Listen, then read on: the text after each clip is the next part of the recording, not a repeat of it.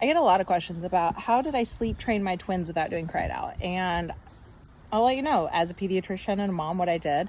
I also want to start it by saying, I don't care if you sleep train. I don't care if you don't sleep train. I don't care what you want to do. This is what worked for me and my family. I'm incredibly confident in this decision.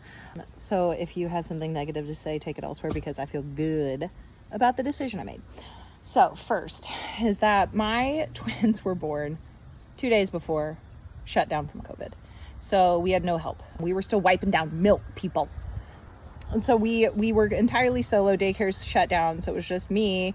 After my twins were 2 weeks old, my husband had to go back to work as an essential worker. And it was me with my then 2-year-old and my brand new twins. So keep that in mind. And also that my son had MCAD. And we had to wake up every 2 hours to nurse him, or else his blood sugar would get too low. Well, I had to wake up every 2 hours to nurse him. And so keep that in mind. So that's what our sleep schedule was like for the first 4 months. And then we could do 4-hour stretches and then 5-hour stretches.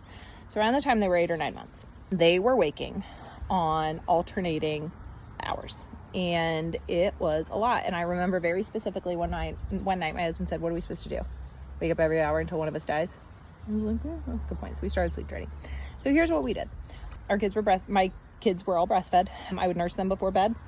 And then after they would go to sleep, because they were older than 6 months and they were growing and developing and happy and healthy and all that stuff, I knew they did not need to eat overnight.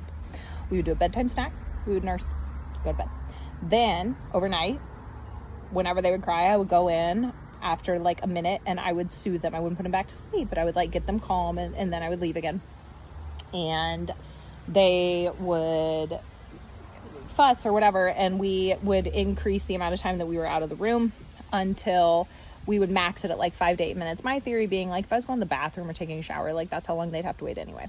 So that's what we did. And it took several weeks, and eventually they figured out how to sleep, and they liked going to sleep alone. Like, we would put them down awake and they would like babble and talk to each other.